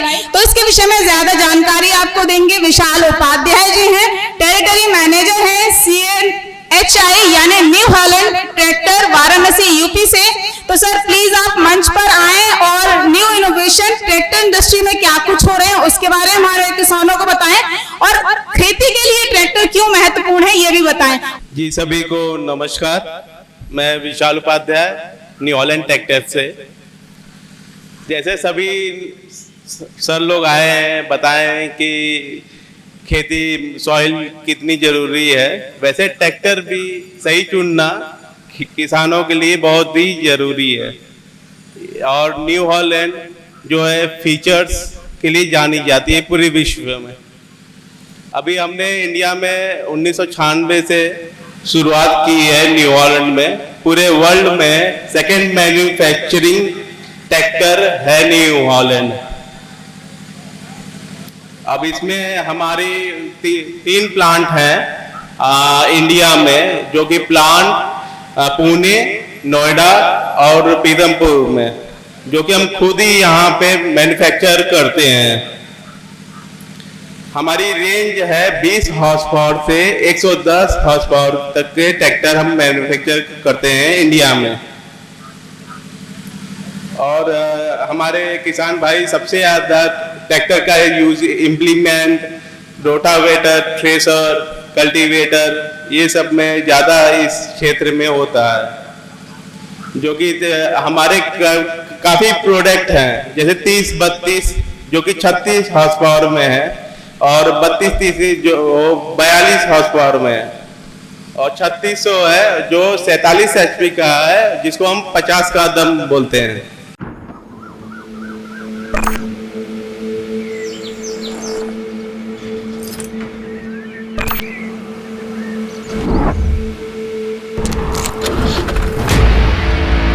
सुबह सुबह के हल्के अंधेरे में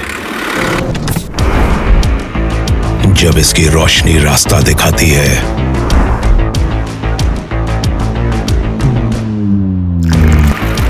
नजरें सारी मुझ पर टिक जाती है।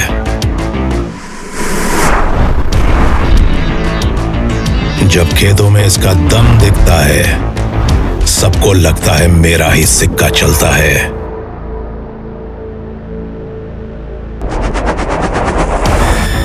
अपनी बेमिसाल तकनीक से जब ये खेती का सारा भार उठाता है, तो हर किसी को मेरा कमाल नजर आता है।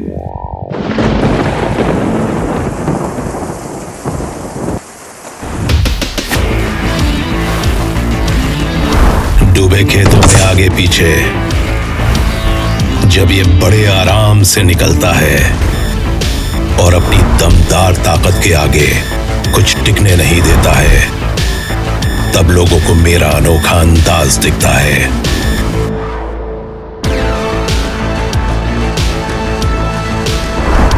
हर खेत में इसकी मक्खन सी रफ्तार देखकर सबके मुंह से बस एक ही बात निकलती है, वाह हीरो। क्योंकि इस हीरो को हीरो ये साथी बनाता है। ताकत ऐसी जिस पर हर असली हीरो करे विश्वास।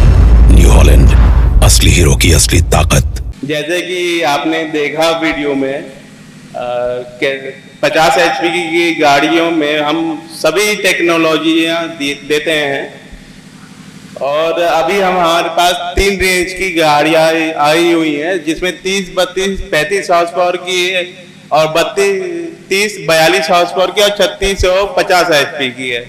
और जिसको भी प्रोडक्ट डेमो लेना हो वो हम देने के लिए तैयार हैं। जो भी किसान भाई ट्रैक्टर लेना चाह रहे हैं, हमारे पास फाइनेंस की भी सुविधा है, जो न्यू हॉलैंड ही देती है कम ब्याजों पे किसानों को। न्यू हॉलैंड की तरफ से ये सब प्रोडक्ट की रेंज है। अगर कोई किसान टेस्ट ड्राइव लेना चाहते हैं ट्रैक्टर की तो ले सकते हैं। और सर, आपने जो अभी इंफॉर्मेशन दी है या वीडियो में आपने जो जानकारी देखी है उससे संबंधित एक सवाल आप पूछें।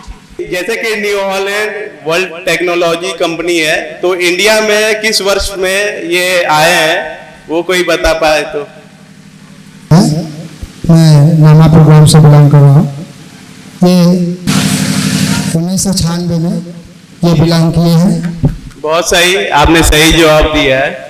बहुत बहुत मुबारक हो सर आपको, और सर आपका भी बहुत बहुत शुक्रिया ये तमाम जानकारियां न्यू हॉलैंड के बारे में देने के लिए, ट्रैक्टर के बारे में हमारे किसानों को बताने के लिए। और कार्यक्रम को आगे बढ़ाने से पहले मैं आपको बताना चाहूंगी टेस्ट ड्राइव के बारे में। मैंने आपको बताया यदि आप ट्रैक्टर का टेस्ट ड्राइव लेना चाहते हैं तो टेस्ट ड्राइव ले सकते हैं। इसके अलावा यदि आप न्यू हॉलैंड के ट्रैक्टर्स के बारे में कुछ जानना चाहते हैं तो टोल फ्री नंबर आप नोट कर सकते हैं 1800-419-0124 1800-419-0124। और मैं मंच पर आमंत्रित करना चाहूंगी हमारे अगले स्पीकर हैं जो आपको बताएंगे पोषक तत्व प्रबंधन के बारे में। फसलों में बेहद महत्वपूर्ण होता है, लेकिन बिना भूख के देना, भूख से ज्यादा देना और भूख से कम देना फसलों के लिए भी हानिकारक होता है, पोषक तत्वों को देना। तो इसके विषय के बारे में तमाम जानकारी देने के लिए मैं मंच पर आमंत्रित करना चाहूंगी डॉक्टर मनीष पांडे सर हैं, विशेषज्ञ horticulture, KVK Varanasi. Sir please मंच पर आएं और हमारे किसानों को इस विषय से अवगत कराएं। आज इस किसान चौपाल में उपस्थित कृषि विज्ञान केंद्र के अध्यक्ष डॉक्टर नवीन सिंह सर, हमारे सहयोगी वैज्ञानिक डॉक्टर अमतेश सिंह सर,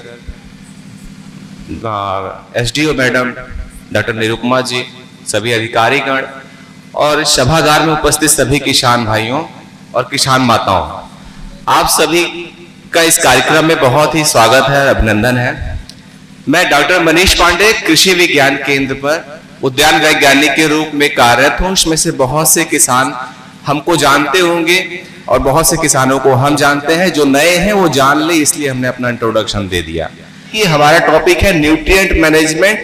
हम खाद और उर्वरकों का प्रयोग अपने फसलों पर कब, कैसे और क्यों करें, इसके बारे में जानकारी देने के लिए सबसे पहले तो आप ये सब जान लीजिए कि हमारी जो मृदा है, मृदा के बारे में अभी बताया गया कि उसके भी हम स्वास्थ्य को चेक कराते हैं, कार्ड बनाते हैं, सॉइल हेल्थ कार्ड बनाते हैं, जिसमें अलग अलग न्यूट्रिएंट डिफिशियंसी होती है उसको पता करके उसका पूरक उसमें उपलब्ध कराया जाता है। दूसरी चीज, हमारी मृदा बीमार भी होती चली जा रही है। कुछ न्यूट्रिएंट ऐसे हैं कि जो कम होते हैं तब भी हमको नहीं पता चलता है कि हमारे मृदा में कमी है कि नहीं है, जिसको हिडन हंगर बोलते हैं। उसकी भूख तो फसल में होती है उस तत्व की, लेकिन वो हमें पता नहीं चल पाता है। तो इस कारण से हमें एक औषधन, क्योंकि जो आधुनिकीकरण आया, जब हमें आवश्यकता थी भोजन पदार्थ को खूब उपलब्ध कराने के लिए, तो हमने खूब अंधाधुंध प्रयोग किया, दवाओं का खूब प्रयोग किया, क्या कहते हैं, अपने खाद का, और वो प्रयोग कहीं ना कहीं जाके हमारे मृदा के स्वास्थ्य को भी डिस्टर्ब किया और उसी के साथ साथ हमारे भी स्वास्थ्य को कहीं ना कहीं डिस्टर्ब किया। इसीलिए आज बात प्राकृतिक खेती की भी होती है, नेचुरल फार्मिंग की भी होती है। यहाँ बहुत से किसान हैं जो प्राकृतिक और नेचुरल खेती फार्मिंग करते हैं। प्राकृतिक खेती और नेचुरल फार्मिंग कुछ और नहीं होती है, माइक्रोब्स का कल्टीवेशन होता है, उसमें सूक्ष्म जीवों की खेती होती है। वही सूक्ष्म जीव आपके मृदा को बहुत ही मजबूत और सुदृढ़ बनाते हैं। ठीक है, ये इसकी खेती करके हम अपने खेतों तक पहुंचाते हैं और अपने खेतों को जब बलशाली बनाएंगे तो फिर क्या कहते हैं, हमारे खेत हमारी उपज को भी इंप्रूव करेंगे। अब वो चाहे माइक्रोब्स के थ्रू करिए या चाहे माइक्रोराइजा के थ्रू करिए, वो हमें और आपको देखना है। दूसरी चीज, हम अपने खेत में जब जैविक खाद डालते हैं तो चलिए वो उसका तो हमको पता है कि खेत की तैयारी और फसल की तैयारी, सब्जियों की बुआई के समय सड़ी हुई गोबर की खाद आप 20 से 25 टन अपने खेतों में तैयारी से पहले उसको हम डाल देते हैं, थोड़ा सा क्या कहते हैं कार्बन लेवल मेंटेन करने के लिए अपने फसलों को। और आपको बता दें, उसके बाद जब हम खेत की तैयारी ट्रांसप्लांट करने चलते हैं तो फिर एनपीके का खूब उपयोग करते हैं, नाइट्रोजन, फास्फोरस और पोटास का। और ये भी जानते हैं कि नाइट्रोजन, फास्फोरस, पोटास में हमें बताया गया है कि जब हम नाइट्रोजन को डालें तो उसकी आधी 50% मात्रा खेत की तैयारी के समय डालते हैं और 50% मात्रा हम बचा लेते हैं जब पहली बार निराई गुड़ाई 20 से 25 दिन के बाद डालते हैं तो क्रॉप ड्रेसिंग के रूप में डाल देते हैं। और बाकी फास्फोरस और पोटास पूरी मात्रा खेत में तैयारी के ही समय डाल देते हैं। ऐसा क्यों करते हैं? इसलिए करते हैं कि नाइट्रोजन फर्टिलाइजर जो होगा वो बहुत ही जल्दी आपकी फसलों को 1-2 दिन के बाद वो मिलना शुरू हो जाएगा और फसल को जितनी आवश्यकता होती है उतना लेता है और ये फर्टिलाइजर बहुत ही जल्दी वो लीच आउट कर जाएंगे, चाहे पानी के माध्यम से आपके खेत से बाहर चले जाएं, चाहे मृदा में लीच करके नीचे चले जाएं, वो आपका अवशेष कुछ नहीं रह जाएगा। जो आपने डाला वो विद इन 3 से 4 दिन में पौधे द्वारा उपयोग कर लिया जाएगा, जो एक्सेस होगा वो बाहर चला जाएगा। बचा पोटेशियम और फास्फोरस। अगर पोटेशियम फास्फोरस हम उसी समय डालते हैं जब खेत की तैयारी हम कर रहे हैं और पूरी मात्रा डाल देते हैं, इसकी टॉप ड्रेसिंग क्यों नहीं करते हैं? क्योंकि जो पोटेशियम फास्फोरस होता है ये थोड़ा सा स्लो रिलीज करता है, ये जाके अलग अलग सॉइल में जो उपलब्ध अलग अलग न्यूट्रिएंट होते हैं उससे बॉन्डिंग बना लेता है और फिर इनको धीरे धीरे रिलीज करता है। कम से कम 25 से 30 दिन लग जाते हैं इनको अपने तत्व को पौधों तक पहुंचाने में। इस वजह से हम लोग एट अ टाइम उसी समय जब हमारी खेत की तैयारी होती है तो नाइट्रोजन की आधी मात्रा और फास्फोरस पोटास की पूरी मात्रा खेत में तैयारी के समय ही डाल देते हैं, जिससे कि आपकी जो फर्टिलाइजर है जब आपके पौधों की आवश्यकता हो उस समय वो पूर्ण रूप से आपके पौधों को पर्याप्त रूप में मिल जाए। अगर ये हम टॉप ड्रेसिंग के टाइम में फास्फोरस और पोटाश डालेंगे और उस समय फास्फोरस की आवश्यकता होती है तो तुरंत वो आपको पौधों को नहीं मिलेगा और आपके पौधे कमजोर हो जाएंगे। फास्फोरस क्या करेगा?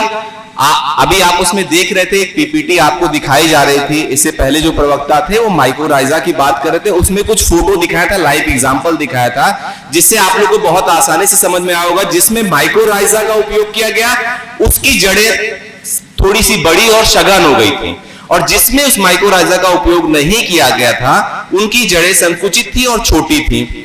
हमें आपको पता है, अगर आपको हमको भूख लगती है तो हम चल के अपने रसोई से जाके जो आपको खाने का मन कहेगा आप लेके चले आएंगे, लेकिन आपके पौधों में वो व्यवस्थाएं नहीं होती हैं कि वो जाकर अगर उसके सामने वहां भोजन रखा है तो वो लेके आएगा। अगर उसके जड़ के पास भोजन है या जड़ें उसकी बड़ी हैं, ज्यादा दूर से भी भोजन इकट्ठा कर सकता है, तभी आपके पौधों की ग्रोथ अच्छी होती है और आपके पौधों में फ्लावरिंग, फ्रूटिंग, फल बनना, फूल बनना, ये सब अच्छे रहते हैं और पौधे आपके मजबूत रहते हैं तो बीमारियां भी कम आती हैं। तो फास्फोरस आपकी जड़ों को विकसित करता है, ठीक है। और माइक्रोब्स का भी कार्बनिक ऑर्गन का भी वही काम होता है, आपकी पौधों की जो जड़ें होती हैं उसको मजबूत करते हैं, उनकी क्या कहते हैं लाइन लेंथ को दुरुस्त करते हैं, बड़ा करते हैं, जिससे पौधों में जो न्यूट्रिएंट की कमी हो, जो उनको आवश्यकता हो भोज्य पदार्थ की, उनको वो अपने तक ले लें और उसका उपयोग अपने तक करें। दूसरा फिर पोटाशियम पड़ता है, फास्फोरस के बाद आपका पोटाश होता है। पोटाश का काम ये होगा कि आपका पौधा जड़ से भोजन तो बना लिया, लेकिन पत्तियों में, जड़ों में, तनों में, उसके फलों तक वो पहुंचाना है, फलों को मजबूत बनाना है, बीज का डेवलपमेंट करना है। तो ये सब कार्यक्रम आपका फास्फोरस करता है। हर न्यूट्रिएंट का अलग अलग कार्य होता है। और अगर हम ये सोचें कि अगर सिर्फ नाइट्रोजन डाल दें, आपकी पत्ती पीली दिख रही है तो जिंक डाल के हम चले आते हैं खेतों में, तो नहीं, हमें खाद का, उर्वरक का विशेष ध्यान रखना चाहिए। किसकी क्या डोज होती है उसका भी ध्यान रखना चाहिए। होता क्या है कि हम सब्जियों के खेत में, बैगन के खेत में, मुझे बनारस में, क्योंकि देखिए बनारस सब्जियों के मामले में बहुत अग्रसर है, बहुत आगे है, बहुत अच्छे किसान है सब्जियों के, और इतने अच्छे किसान हैं, उनको ये लगता है कि अगर डीएपी की एक बोरी हम एक पौधे में बैगन के डाल देंगे तो हमारा खूब बढ़िया उत्पाद उसका होगा। और आपको मैं बताऊं, मुझे जहां तक पता चला है कि 10 से 12 किलो एक बैगन के पेड़ में डीएपी खाद डाल दी जाती है। मैंने आपको बताया ना, पौधों की जो आवश्यकता होगी उसी को लेगा, बाकी सब वो बह जाएगा, निकल जाएगा, लीच आउट हो जाएगा, वो किसी काम का नहीं है, वो सिर्फ आपकी जेब पे भारी पड़ेगा और आपको कहीं ना कहीं नुकसान देगा। तो इसलिए आप अपने क्या कहते हैं डोज की आवश्यकता को विशेष रूप से जानते रहें कि कौन सी फसल में कितना डोज देना है। मैं आपको सब्जियों के केस में बता दूं, देखिए सब्जियों में होता क्या है, एक पत्तेदार सब्जियां होती हैं, एक फल वाली सब्जियां होती हैं और एक जड़ वाली सब्जियां होती हैं। हम सब जानकार हैं, हमको पता भी है पत्ते वाली कौन सी होती है, फल वाली कौन सी होती है, जड़ वाली कौन सी होती है। जब हम पत्ते वाली सब्जियों की बात करते हैं तो उसमें आप एनपीके का जो रेशियो होता है 1:1:1 करके हम डाल सकते हैं। अगर 50 kilo nitrogen, 50 kilo phosphorus, 50 kilo potassium, जो आपकी फल वाली सब्जियां होंगी उसका रेशियो हमें रखना होगा 1:2:1। एक 50 किलो अगर आप क्या कहते हैं नाइट्रोजन डाल रहे हैं तो कम से कम 60 से 70, 80 किलो तक आप फास्फोरस और फिर पोटाश का उपयोग करिए। और जो जड़ वाली फसलें होती हैं उसमें 1:2:2 का रेशियो रखना चाहिए, 1:2:2 का, जिसमें जड़ों का जाके विकास अच्छे से हो। जड़ में आपको पता है कि जड़ वाले में आपकी मूली, गाजर और आलू और लहसुन है, हल्दी है, बहुत सी क्या कहते हैं सब्जियां आती हैं। तो इन सब्जियों में इस क्या कहते हैं खादों का उपयोग ऐसे करना चाहिए। दूसरी चीज, हम सब्जियों के मामले में सबसे ज्यादा उपयोग दवाओं का करते हैं। खाद का तो एक औसत से कर लिया, उसके बाद दवाओं का भरपूर उपयोग करते हैं। अभी प्रवक्ता जी हमारे बता भी रहे थे दवाओं के बारे में, विभिन्न दवाओं के बारे में उपयोग बता रहे थे। हम लोग भी आपको बताते रहते हैं। आपको ये जानकारी जरूर होनी चाहिए कि सब्जियों में हम कौन सी दवा डालें, कौन से समय पे डालें और कब उसको डालें। दवाओं का ऐसा नहीं है, दवाएं तो आपको मार्केट में उन्होंने बताया, आप देखिए डालें, उन्होंने फोटो भी आपको दिखाई, एक जगह वायरल से, एफिड से, माइट से आपका पौधा ग्रसित है, दूसरा पौधा उस दवाओं के असर से कितना अच्छा दिख रहा है। लेकिन आपको यह भी पता है कि दवाओं का कहीं ना कहीं इंपैक्ट हमारी फसलों के साथ साथ हमारे स्वास्थ्य पे भी पड़ता है। और सब्जियों के लिए आपको बताया गया है कि जब आप दवाएं खरीदने जाते हैं तो आप देखते हैं दवाओं के पीछे पट्टी, रंगीन पट्टी लगी होगी, एक हरे रंग की, पीली रंग की, लाल रंग की, वो अलग अलग रंग की होती है। तो जो हरे रंग वाली दवा होती है वो सेफ मानी जाती है सब्जियों के केस में। अब सब्जियों के केस में क्यों हमें सेफ दवा यूज करनी है? हमको आपको पता है कि सब्जियां हमारी हर दूसरे दिन, तीसरे दिन उस सब्जियों की क्या कहते हैं कैटेगरी के ऊपर डिपेंड करता है, उसको हम तुड़ाई लगातार करते रहते हैं और ये लगातार तुड़ाई से ही हमारी उपज भी इंप्रूव होती है और हमें स्वस्थ सब्जियां भी मिलती है। और आप जो हरे रंग की पट्टी की दवा आप स्प्रे करते हैं किसी कीड़े के लिए या फिर क्या कहते हैं कोई रोग आ गया आपकी, उसमें तुड़ाई के बाद आप उसका छिड़काव दवा पे करिए। और डोज जो होती है, जो मात्रा होती है, उसका विशेष ध्यान दीजिए। ऐसा नहीं है 0.75 या सॉरी 1 ग्राम अगर उसमें बोला गया है आपको डालने के लिए, उससे ज्यादा डालेंगे तो आपकी दवा बहुत अच्छे से काम करेगी। आप पहली बार कर सकती है, फिर धीरे धीरे उन इंसेक्ट्स में, उन कीड़े मकोड़ों में वो रेसिस्टेंस पावर डेवलप कर देगी, जिसकी वजह से कीड़े तो नहीं मरेंगे, आपको नुकसान होगा, आपकी फसल को भी नुकसान होगा और आपके स्वास्थ्य को भी नुकसान होगा। इन सारी बातों का जब हम लोग खेती करते हैं सब्जियों की, तो आप लोग को विशेष ध्यान देना चाहिए। और विशेष ध्यान के साथ साथ, क्योंकि जब ये इस चीज का ध्यान रखेंगे तो हमारी मृदा भी स्वस्थ रहेगी, हमारे सब्जियां भी स्वस्थ रहेंगी और हम भी उसको स्वस्थ करेंगे। मैं एक प्रश्न आप लोगों से पूछना चाहता हूं। अभी मैंने एक रेशियो बताया था कि पत्ती वाली सब्जियों में, फल वाली सब्जियों में और जड़े वाले सब्जियों में एनपीके का रेशियो औसत क्या कहते हैं कितना रहता है। तो पत्ती वाली सब्जियों में क्या औसत हम डालते हैं, सेट करते हैं, क्या कहते हैं एनपीके के लिए? 1+1 सब है। ठीक है, बहुत अच्छा, इन्होंने बहुत अच्छा जवाब दिया है। 1:1:1 का रेशियो, 1 औसतन 1 इसी रेशियो से हम लोग उसको डालते हैं। सही जवाब है। आप आ जाइए मंच पे बाबा जी।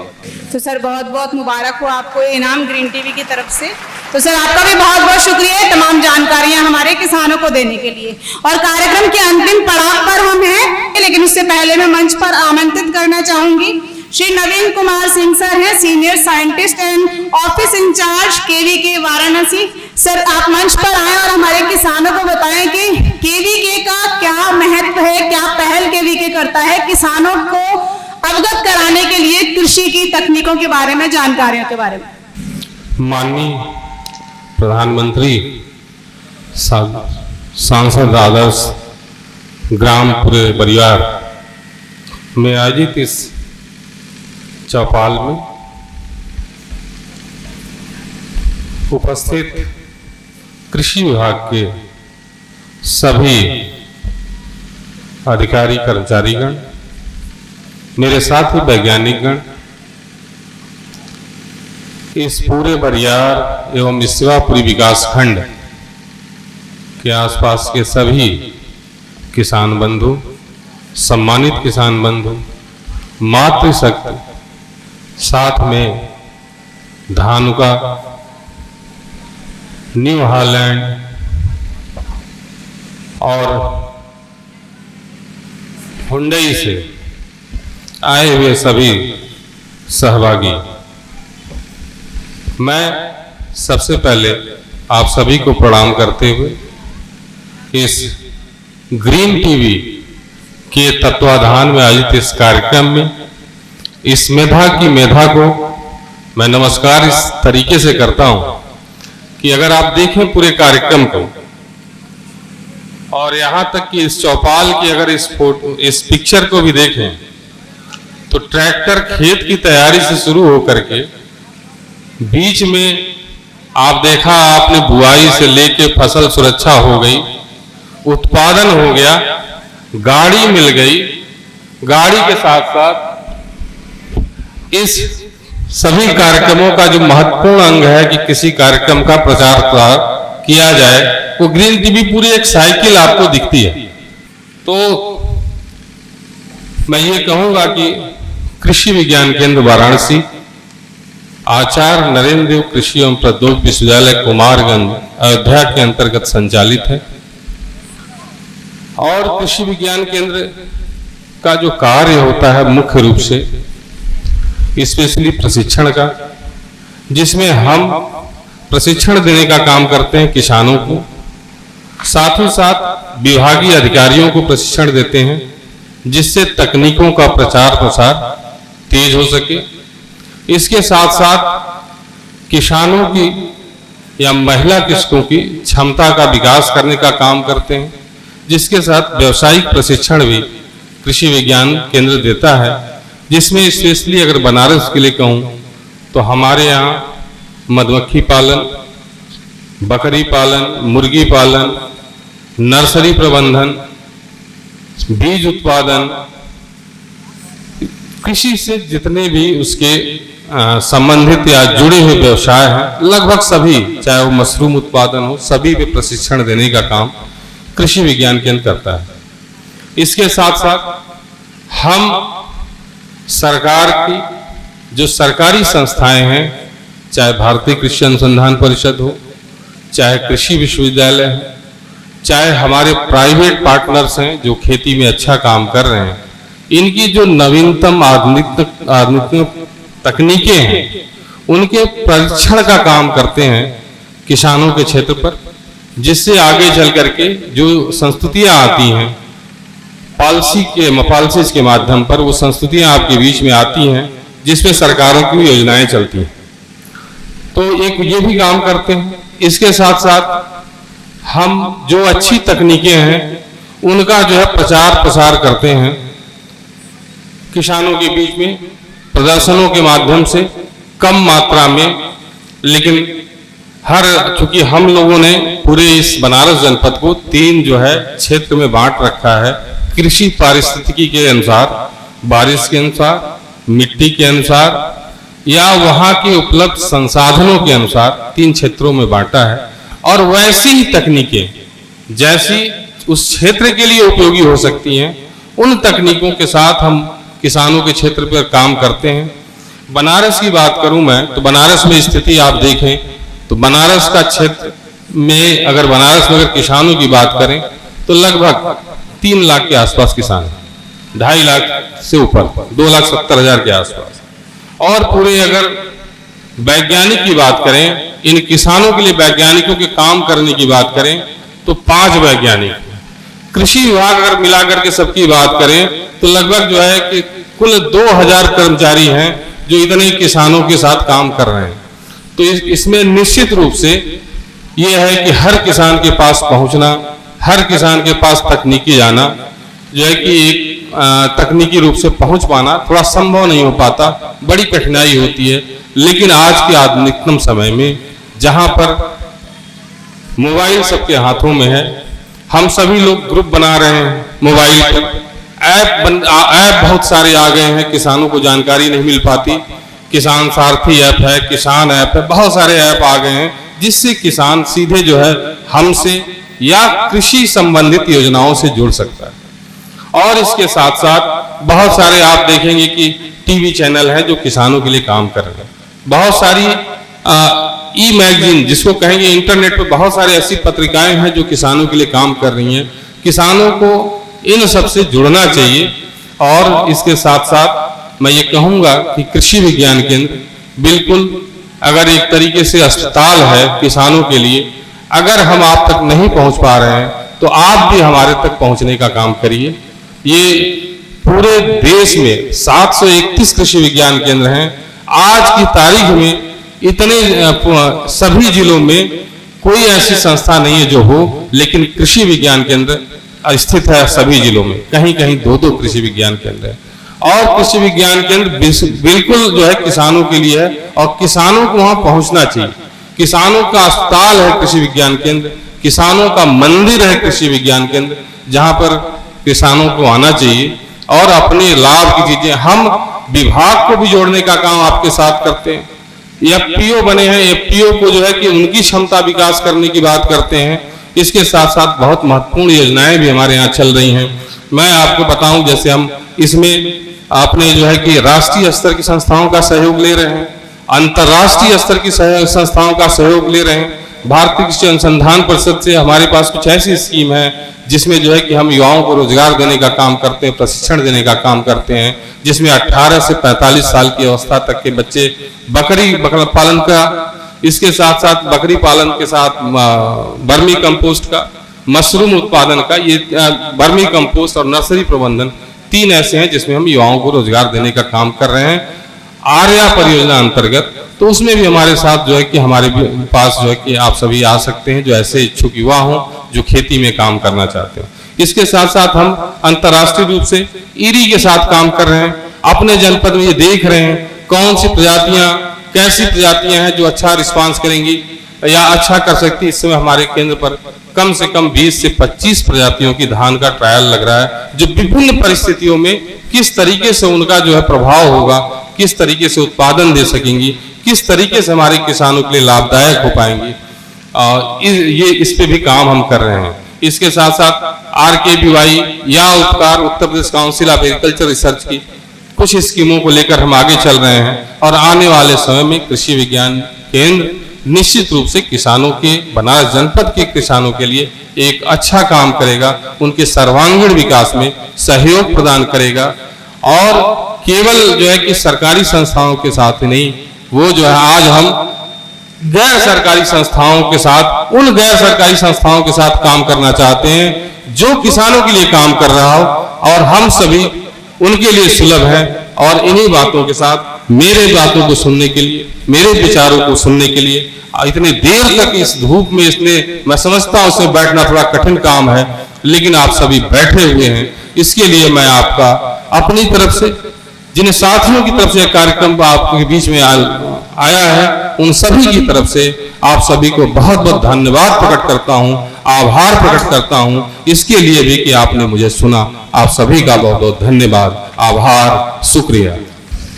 मैं आपसे एक प्रश्न पूछना चाहता हूं, और मैं जो नहीं बोला है उसको पूछूंगा।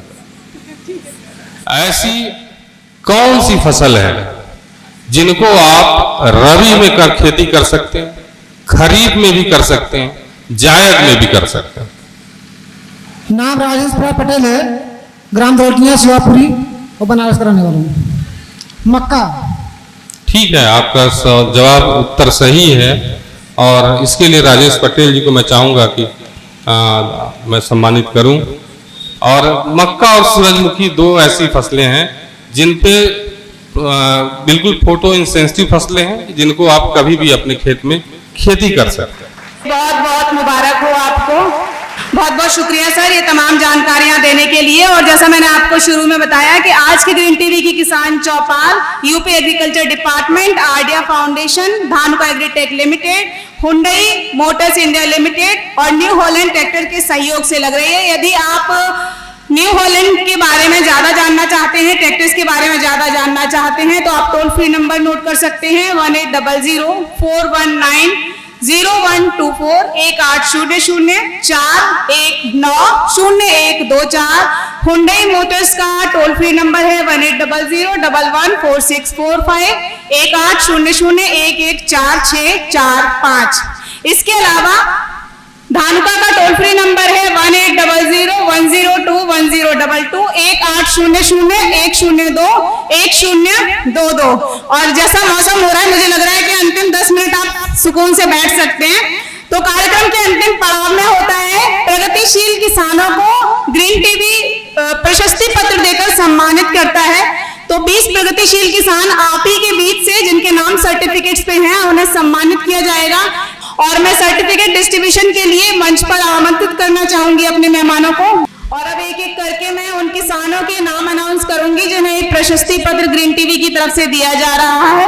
और आपसे अंतिम 5 मिनट में ऐसी आशा भी करूंगी कि आप अपनी तालियां बजाते रहेंगे।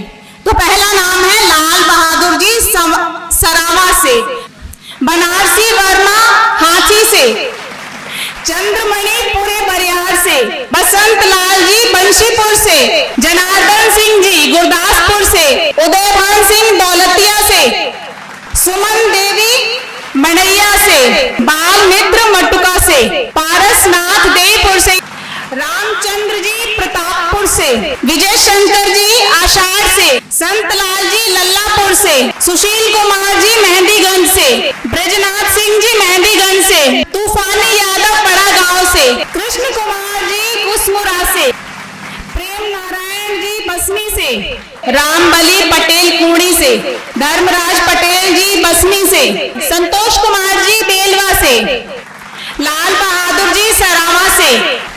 तो उम्मीद करती हूँ कि आज की किसान चौपाल से आपने जो कुछ सीखा होगा वो भविष्य में आपके काम आएगा। अच्छी जानकारियां आपने प्राप्त की होंगी, ऐसे विषयों के प्रति जो आप जानते हैं, ऐसे विषयों के प्रति भी जो आप नहीं जानते हैं। तो धानुका एग्रीटेक का टोल फ्री नंबर मैं आपको बता चुकी हूँ, एक बार फिर से बता देती हूँ 1800-102-1022। CNH इंडस्ट्रियल का टोल फ्री नंबर है 1800-419-0124। हुंडई का टोल फ्री नंबर है 1800-114645। और इसके अलावा ग्रीन टीवी इंडिया का एक व्हाट्सएप नंबर है 809786 4300। ये ग्रीन टीवी का व्हाट्सएप नंबर है। इस नंबर पर आप मैसेज कर सकते हैं। खेती से संबंधित कोई भी समस्या यदि आपको अपनी फसलों में दिखती है, आती है, तो आप इस नंबर पर अपनी समस्या हमें भेज सकते हैं। ऐसे प्रगतिशील किसान जो सीमित संसाधनों में कुछ अच्छा खेती में कर रहे हैं, अपनी सफल कहानियां भी इस नंबर पर वीडियो के माध्यम से, लेख के माध्यम से आप हम तक पहुंचा सकते हैं। तो आज के ग्रीन टीवी के किसान चौपाल में इतना ही। फिर होगी मुलाकात आपसे किसी दूसरे शहर के, किसी दूसरे गांव में, किसी दूसरे ब्लॉक में। आज के किसान चौपाल पूरे बरियार में लगी थी, सेवापुरी ब्लॉक का पूरे बरियार, वाराणसी, उत्तर प्रदेश में। बहुत बहुत शुक्रिया सभी किसानों का इस किसान चौपाल में आने के लिए, और बहुत बहुत शुक्रिया हमारे उन सभी मेहमानों का, विशेषज्ञों का, केवीके से आए हमारे सभी एक्सपर्ट्स का, सभी एडीओ एजीज का और विभाग से आए हमारे विशेषज्ञों का, जिन्होंने तमाम महत्वपूर्ण जानकारियां इस किसान चौपाल में दी और किसान चौपाल के आयोजन में हमें सहयोग किया। तो आज के किसान चौपाल में इतना ही। जाते जाते आपसे कहूंगी कि यदि आपने ग्रीन टीवी के यूट्यूब चैनल को सब्सक्राइब नहीं किया है तो तुरंत सब्सक्राइब करिए और वीडियोस को लाइक और शेयर करिए, और तमाम सोशल मीडिया प्लेटफॉर्म पर जुड़ जाइए ग्रीन टीवी के साथ, जहां होती है सिर्फ खेती की बात। नमस्कार। देखिए ग्रीन टीवी यूट्यूब पर भी, बस सब्सक्राइब करें और बेल आइकन दबाएं।